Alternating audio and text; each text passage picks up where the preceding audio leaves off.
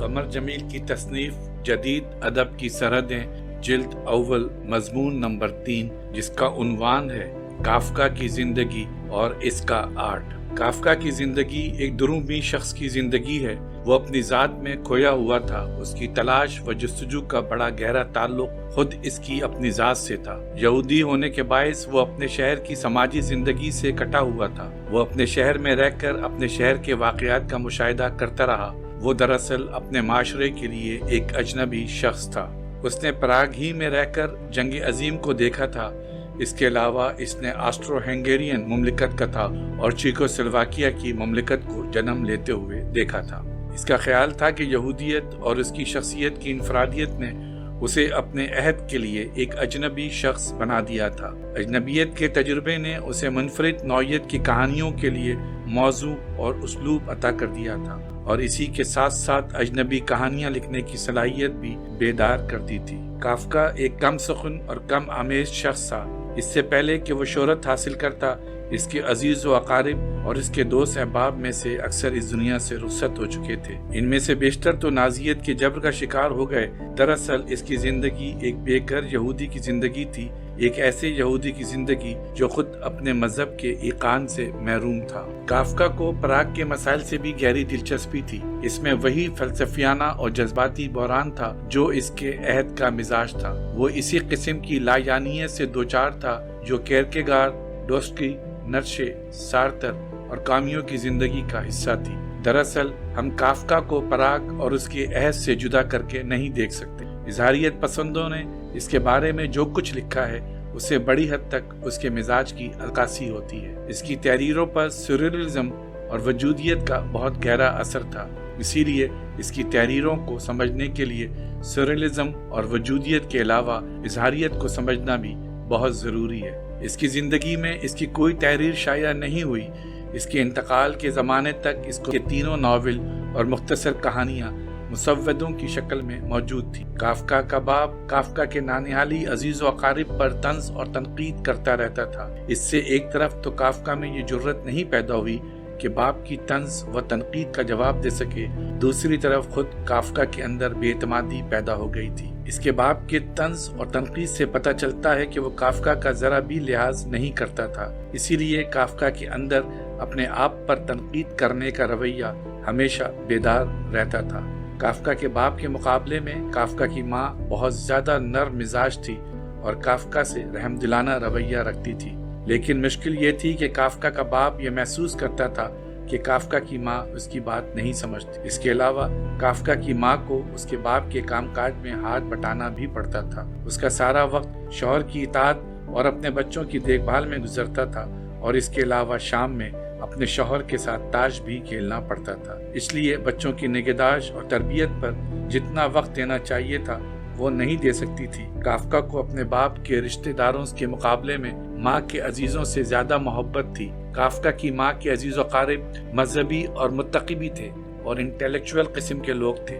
کافکا کو اپنے نانہالی عزیزوں سے بڑا گہرا تعلق تھا، اور وہ یہ سمجھتا تھا کہ اسے وراثت میں زیادہ تر ایسی خصوصیات ہی ملی ہیں جو اس کے نانہالی عزیزوں کی ہیں۔ انہی خصوصیات میں ایک خرابی صحت بھی تھی۔ اس کے ایک عزیز ماموں ڈاکٹر تھے اور تازہ ہوا کھانے کے شوقین تھے، چنانچہ کافکا بھی رات کو اپنے کمرے کی کھڑکی کھلی رکھتا تھا۔ وہ سال بھر ہلکے کپڑے پہنتا تھا تاکہ تازہ ہوا اس کے جسم کو مس کرتی رہے۔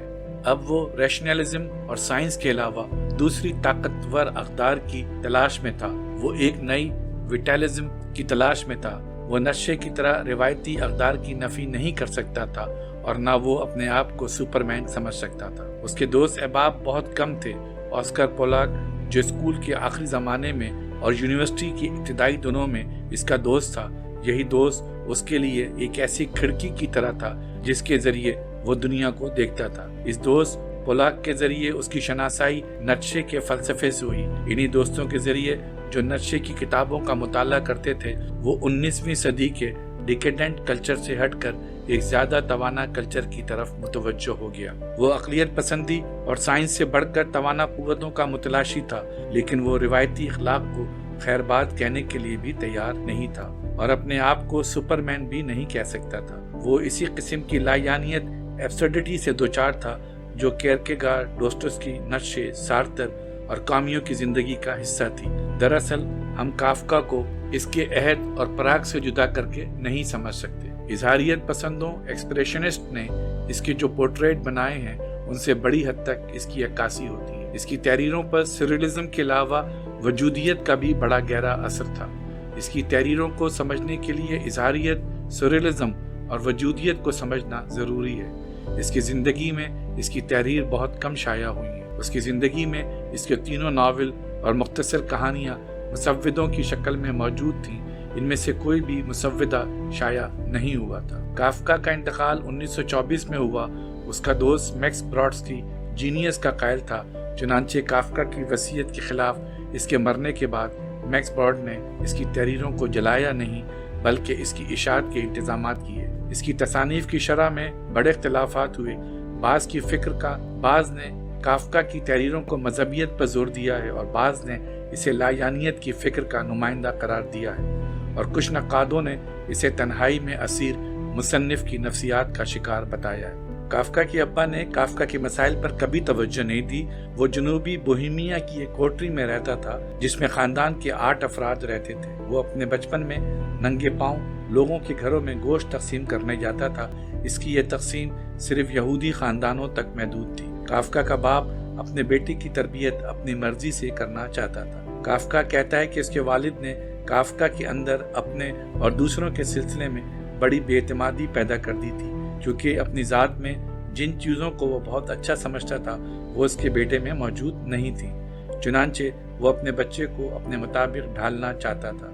इस तरह काफका के बाप ने इसकी शख्सियत को बहुत बुरी तरह मुतासिर कर दिया था। काफका खुद अपनी बेएतमादी का शिकार हो गया था, लेकिन नीत्शे की इनफरादियत पसंदी उसे अजीज थी।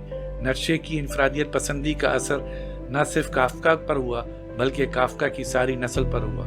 काफका को अपने अंदर अपनी नाकामियों का एहसास शदीद हो गया था, क्योंकि नीत्शे विल टू पावर पर बहुत जोर देता था और काफका ये असर इसलिए महसूस करता था क्योंकि काफका अंदर विल टू पावर नहीं है।